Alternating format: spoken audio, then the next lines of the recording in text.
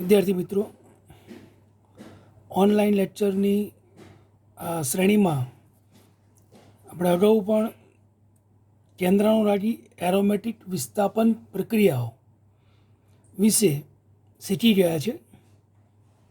એમાં આપણે બેઝિક વસ્તુ શીખ્યા હતા કે ભાઈ એરાઇલ હેલાઇડના એરોમેટિક ચક્ર ઉપર જો ઇલેક્ટ્રોન આકર્ષક સમૂહ હાજર હોય તો તેવા કાર્બનિક પદાર્થોની કેન્દ્રાનુરાગી વિસ્થાપન પ્રક્રિયા સરળતાથી થાય છે, ઝડપથી થાય છે. એના માટેનું ઉદાહરણ આપણે લીધા હતા કે ભાઈ ક્લોરોબેન્ઝીન કરતાં પેરા નાઇટ્રોક્લોરોબેન્ઝીન, એના કરતાં 2,4 ડાયનાઇટ્રોક્લોરોબેન્ઝીન અને એના કરતાં 2,4,6 ટ્રાયનાઇટ્રોક્લોરોબેન્ઝીન કે જેની કેન્દ્રાનુરાગી એરોમેટિક વિસ્થાપન પ્રક્રિયા પ્રમાણમાં સરળતાથી થતી જોવા મળે છે. એનો મતલબ કે કેન્દ્રાનુરાગી વિસ્થાપન પ્રક્રિયા એ સામાન્ય રીતે એરોમેટિક હેલાઇડમાં ઇલેક્ટ્રોન આકર્ષક સમૂહ હાજર હોય તો સરળતાથી થાય છે. અને સાથે સાથે બીજું પણ કહી શકીએ કે આ પ્રક્રિયા જો કેન્દ્રાનુરાગી વિસ્થાપન પ્રક્રિયકોની સંખ્યા વધે તો પણ કેન્દ્રાનુરાગી વિસ્થાપન પ્રક્રિયા સરળતાથી થાય છે. આ ચેપ્ટરમાં આગળનો એક નવો ટોપિક અને બહુ જ અગત્યનો કહી શકાય યુનિવર્સિટી દ્રષ્ટિએ, અને ઘણા બધા નાના નાના પ્રશ્નો એમાંથી ઉદ્ભવી શકે એવો એક અગત્યનો પ્રશ્ન આપણે જોઈએ. ક્વેશ્ચન છે,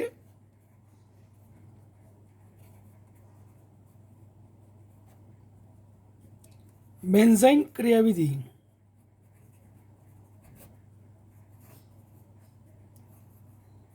ઉદાહરણ આપી સમજાવો.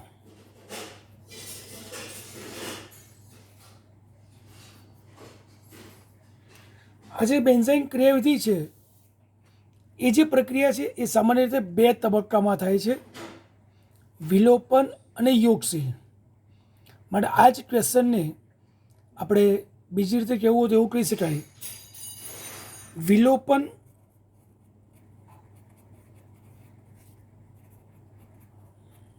યોગશીલ ક્રિયાવિધિ સમજાવો. યુનિવર્સિટી દ્રષ્ટિએ ખૂબ જ અગત્યનો પ્રશ્ન અને યુનિવર્સિટીમાં વારંવાર પૂછાતો પ્રશ્ન, અને એમાંથી નાના નાના પ્રશ્નો પણ એમાંથી ઉદ્ભવે છે. એટલે કદાચ એવું બને કે ભાઈ MCQ પ્રકારની પરીક્ષા લેવાની થાય કોવિડને કારણે, તો એમાં પણ આ થિયરી બહુ જ અગત્યની રહેશે. જેની શરૂઆત કરીએ. બેન્ઝીન ચક્રમાં ઇલેક્ટ્રોન આકર્ષક સમૂહની હાજરીને કારણે આપણે જોયું કે ભાઈ કેન્દ્રાનુરાગી વિસ્થાપન પ્રક્રિયા સરળતાથી થાય છે. પરંતુ જો બેન્ઝીન ચક્રમાં ઇલેક્ટ્રોન આકર્ષક સમૂહની ગેરહાજરીમાં આ કેન્દ્રાનુરાગી વિસ્થાપન પ્રક્રિયા એ દ્વિઆણવીય ક્રિયાવિધિ દ્વારા થતી નથી, પરંતુ કોઈ જુદી જ ક્રિયાવિધિ દ્વારા થાય છે, જેને આપણે બેન્ઝાઇન ક્રિયાવિધિ તરીકે ઓળખીએ છીએ. આવું કેવું છે, બેન્ઝીન ચક્રમાં ઇલેક્ટ્રોન આકર્ષક સમૂહ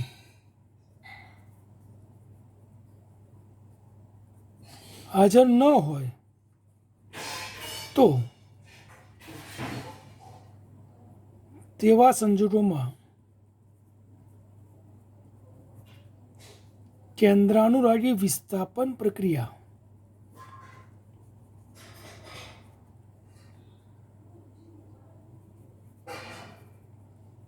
બેન્ઝાઇન ક્રિયાવિધિ દ્વારા થતી જોવા મળે છે.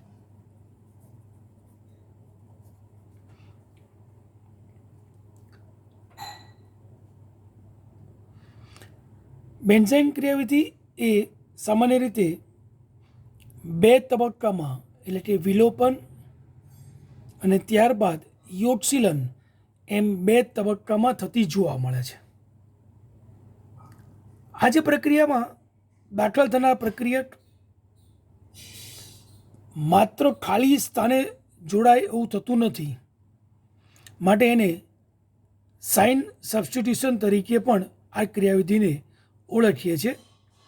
અને મધ્યસ્થી તરીકે બેન્ઝાઇન બનતો હોવાથી આખી ક્રિયાવિધિને બેન્ઝાઇન ક્રિયાવિધિ તરીકે ઓળખવામાં આવે છે.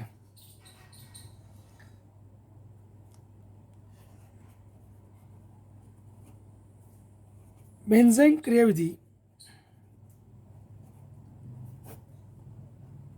મુખ્યત્વે બે તબક્કામાં થતી જોવા મળે છે.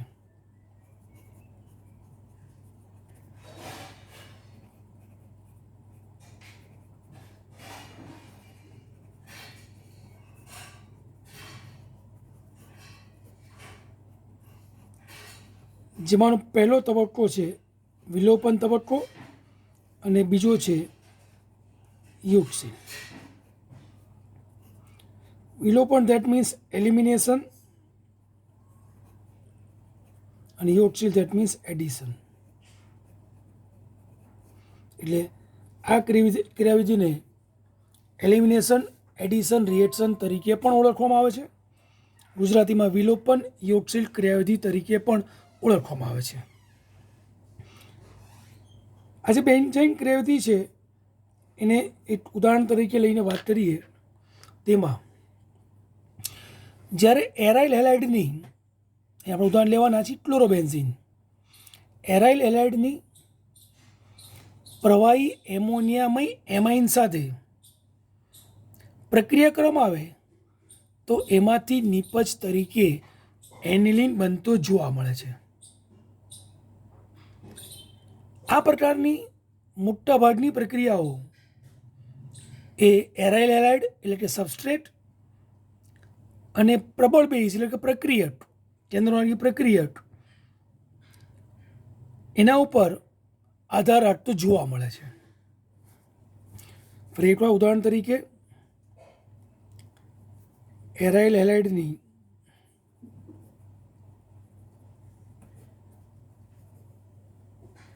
પ્રવાહી એમોનિયામય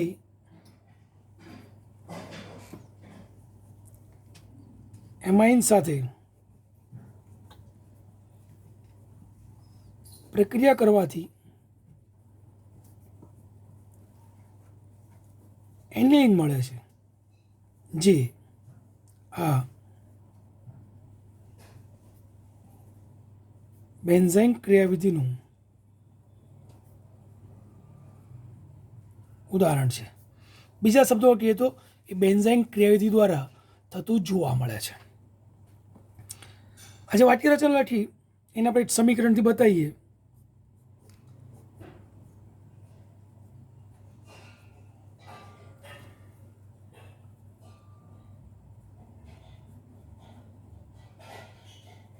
ક્લોરોબેન્ઝીન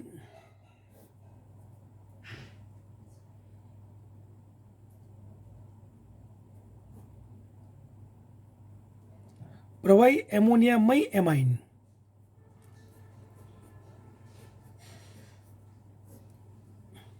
નિપજ તરીકે એનિલિન મળે છે.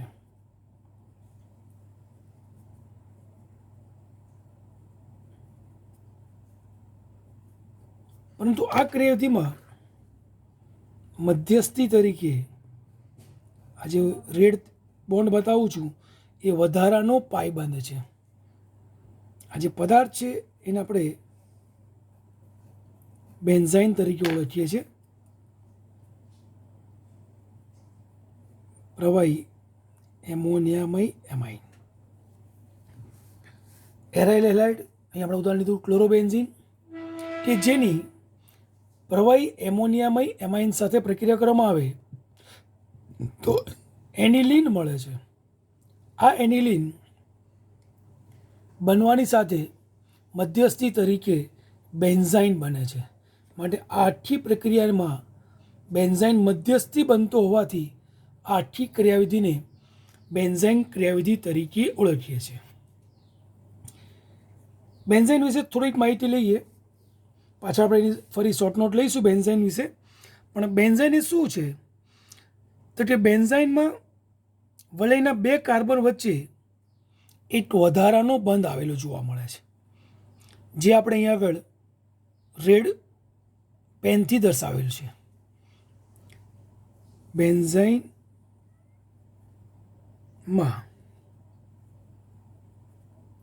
વલયના 2 કાર્બન વચ્ચે એક વધારાનો બંધ આવેલો હોય છે, જે આલ્કાઇની માફક ત્રિબંધ જેવો નથી. મતલબ પરમેન્ટ જે કહી શકાય, પાયબંધના સંમિશ્રણથી થતો જે પાયબંધ કહી શકાય એ પ્રકારનું નથી. એટલે કે આલ્કાઇન જેવો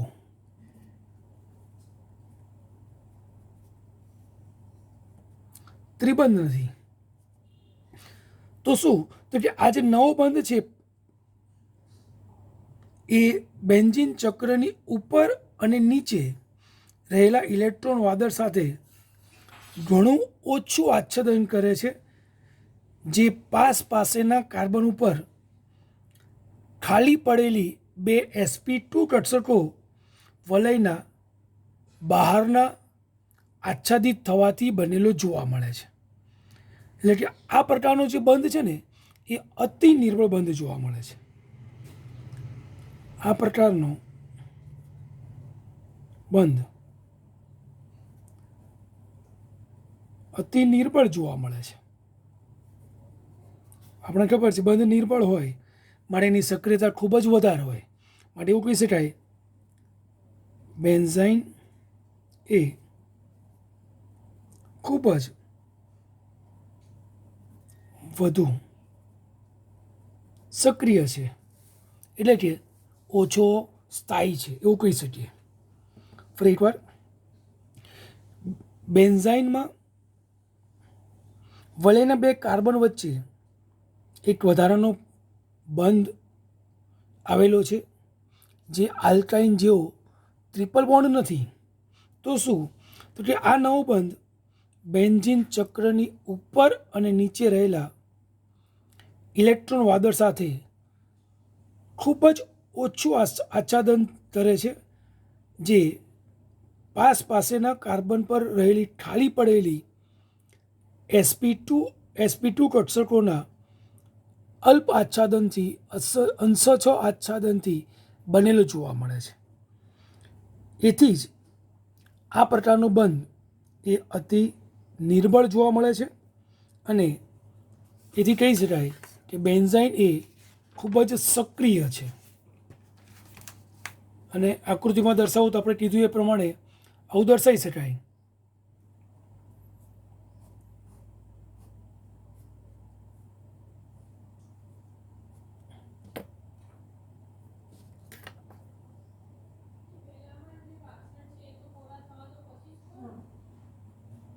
આજે હું દોરું છું એ પાસેના કાર્બનની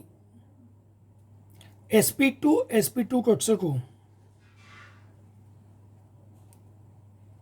કે જેઓના અંશછાદનથી આ પાયબંધ બને છે. અને આપણે આવું દર્શાવી શકાય કે આ જે બંધ છે એ વધારાનો એક બંધ તરીકે જોવા મળશે અને એ બેન્ઝીન સમતલની ઉપર અને નીચે બરાબર લંબ સમતલથી ગોઠવાયેલો જોવા મળે છે અને અતિ નિર્બળ છે. અને એના કારણે જ આપણે કહી શકાય કે બેન્ઝાઇન એ ખૂબ જ સક્રિય છે, એટલે કે ઓછો સ્થાયી છે.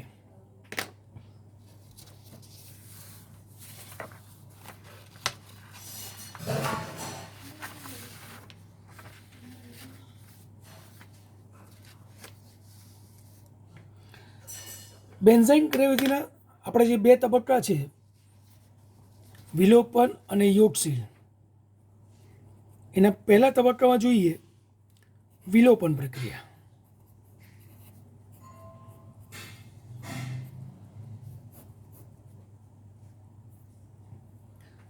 આપણે કીધું બેન્ઝાઇન ક્રિયાવિધિ એ વિલોપન એ યોગશીલ ક્રિયાવિધિ છે.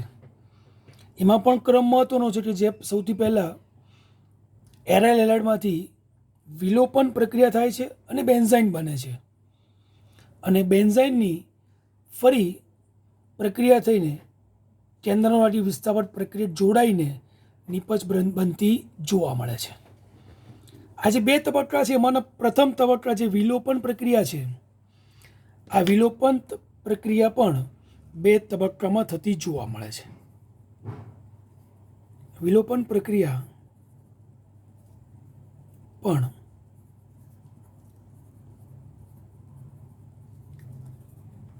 બે તબક્કામાં થાય છે.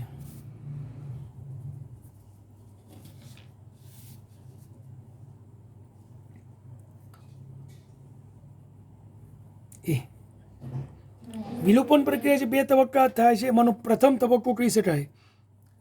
તેના પ્રથમ તબક્કામાં ક્લોરોબેન્ઝીન કે જેની પ્રવાહી એમોનિયામય એમાઇન સાથે પ્રક્રિયા કરીશું ને, તો ક્લોરોબેન્ઝીનમાંના સેલના પડોશી કાર્બન ઉપરથી પ્રોટોન તરીકે H+ આયન તરીકે દૂર થાય છે અને કાર્બો એનાયન બનતો જોવા મળે છે. વાક્ય રચના: ક્લોરોબેન્ઝીનની પ્રવાહી એમોનિયામય એમાઇન સાથેની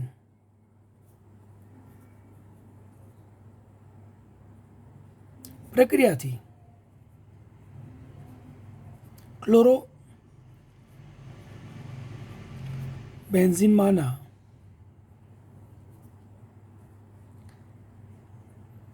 સીએલના પડોશી કાર્બન પરથી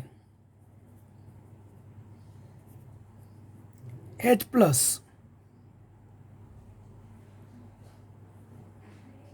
આયન દૂર થાય છે અને કાર્બોનિયન આયન કાર્બો એનાયન બનતો જોવા મળે છે. બતાવીએ પહેલું સ્ટેપ આપણું.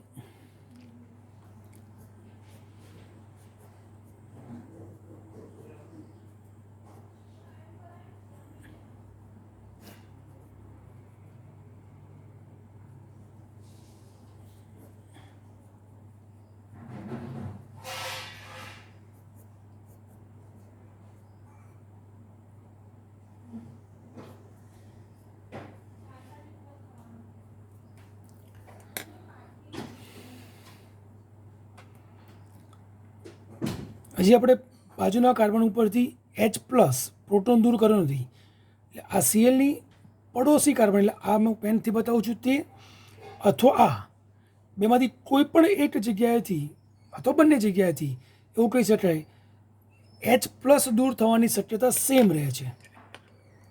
અહીંથી જો H+ દૂર થશે તો આ કાર્બન સરવાળે શું થશે, એનાયન બનતો જોવા મળે છે, અને અહીંનો આ NH2- ને અહીંથી મુક્ત થયો H+ એ એમોનિયા તરીકે દૂર થતો જોવા મળે છે, જેને આપણે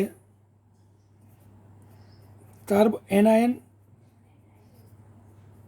1 તરીકે ઓળખી શકીએ. વિલોપન પ્રક્રિયા 2 તબક્કામાં થાય છે, જેના પ્રથમ તબક્કામાં ક્લોરોબેન્ઝીનની પ્રવાહી એમોનિયામય એમાઇન સાથે પ્રક્રિયા કરીશું તો ક્લોરોબેન્ઝીનમાંના પડોશી કાર્બન પરનો હાઇડ્રોજન પરનો H+ તરીકે એ દૂર થાય છે અને કાર્બો એનાયન બનતો જોવા મળે છે.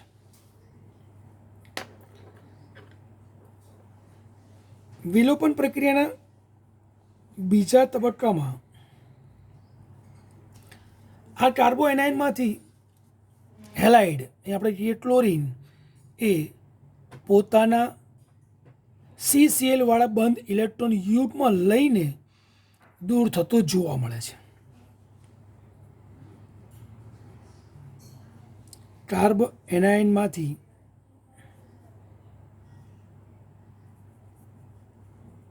હેલાઇડ, અહીં કહેવું તો ક્લોરાઇડ આયન દૂર થાય છે અને મધ્યસ્થી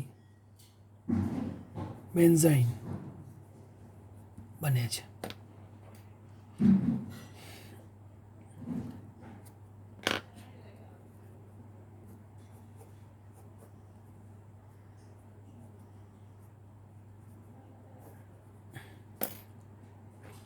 કાર્બોએનાઇન જે આપણે ઇલેક્ટ્રોન યુગ્મ સાથે બતાવ્યો હતો વધારાનો, કે જે ઇલેક્ટ્રોન યુગ્મમાં H એ પોતાનો ઇલેક્ટ્રોન મૂકીને ગયો હતો.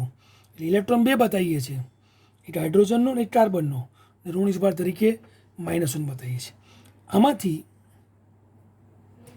આ જે બંધવાળા ઇલેક્ટ્રોન યુગ્મ બંને લઈને Cl દૂર થતો જોવા મળે છે.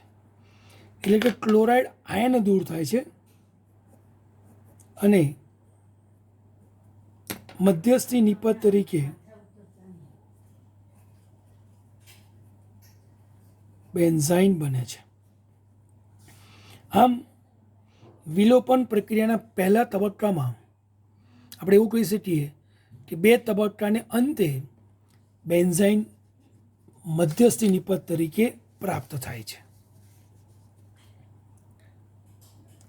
બેન્ઝાઇન ક્રિયાવિધિના જે બે તબક્કા છે મુખ્ય, એમાં એક વિલોપન અને બીજો તબક્કો કહીએ તો યોગશીલન.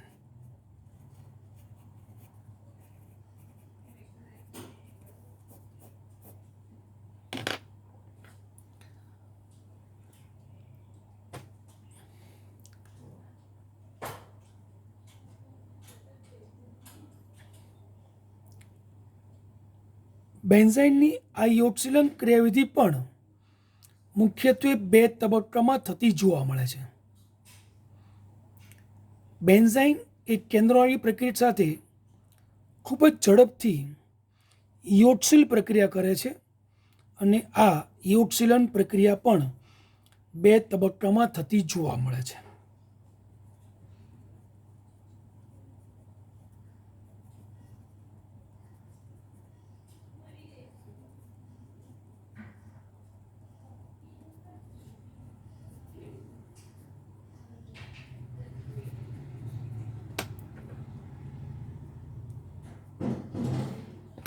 આ જે યોગશીલન છે એના પ્રથમ તબક્કામાં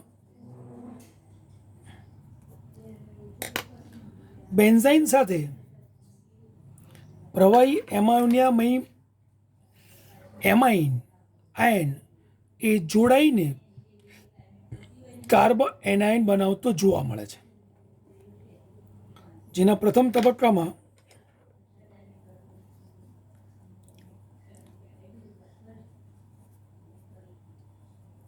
બેન્ઝાઇન સાથે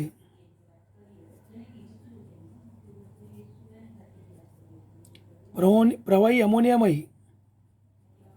એમાઇન એ ખૂબ જ ઝડપથી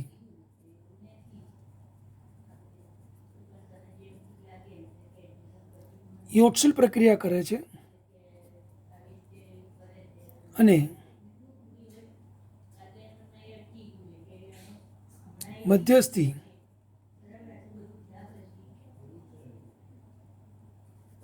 કાર્બોએનાઇન બને છે.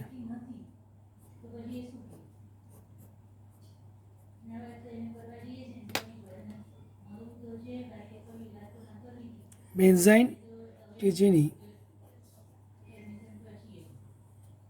પ્રવાહી એમોનિયામય એમાઇન સાથે પ્રક્રિયા થશે તો અહીંયા આગળ બેન્ઝાઇનમાંના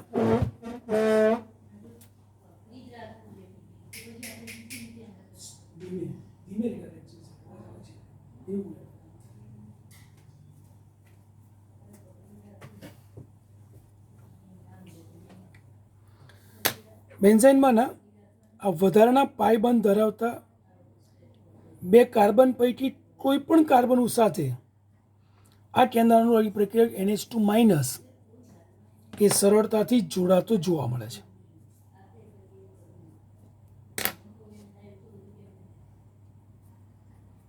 NH2 અને આ બંને ઇલેક્ટ્રોન એ સામાન્ય રીતે આના પર આવી જતા જોવા મળે, આ કાર્બન ઉપર, માટે કાર્બ NiN2 બને છે.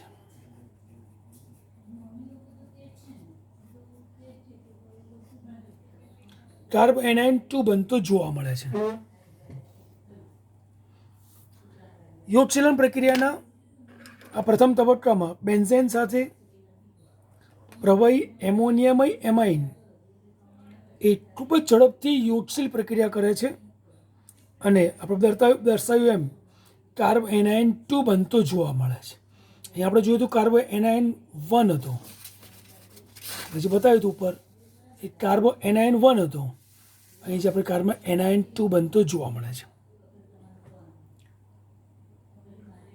યોગશીલન પ્રક્રિયાની બીજા તબક્કામાં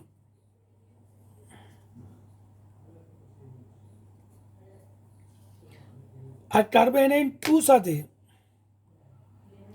પ્રવાહી એમોનિયામાંથી પ્રોટોન આ કાર્બો એનાઇન પોતે શોષીને નિપજ તરીકે એનિલિન બનાવે છે અને NH2 એમાઇન તરીકે દૂર થતો જોવા મળે છે. વાક્ય રચના. હા,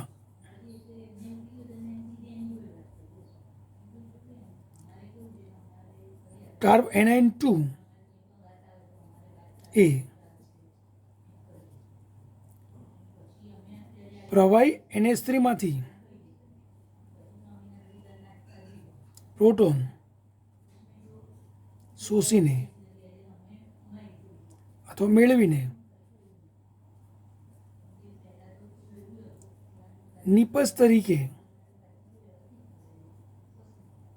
એનિલિન બનાવે છે.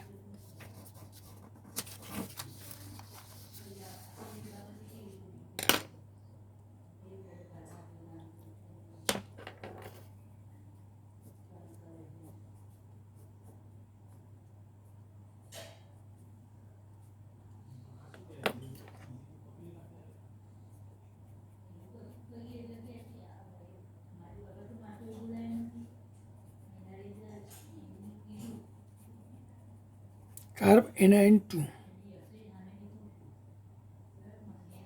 કે જેની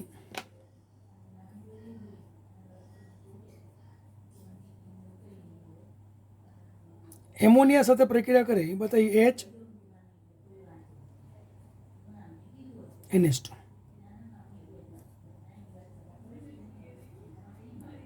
એમાંથી આ H પ્લસ તરીકે અહીં આગળ એટેક કરતો જોવા મળે છે, માટે નિપજ તરીકે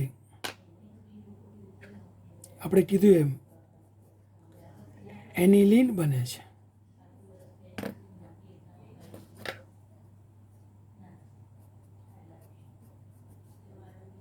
પ્લસ જે છૂટું પડે છે એ અહીંથી બતાવું એ તમને NH2- એમાઇન તરીકે દૂર થાય છે અને નિપજ તરીકે એનિલિન મળે છે. ફરી એકવાર, યોગશીલનના બીજા તબક્કામાં યોગશીલનના પ્રથમ તબક્કાને અંતે બનતો કાર્બો એનાયન કે જેની સાથે પ્રવાહી એમોનિયા પ્રક્રિયા કરીને પ્રવાહી એમોનિયામાંનો પ્રોટોન આ કાર્બો એનાયન મેળવે છે અને નિપજ તરીકે એનિલિન બનતો જોવા મળે છે.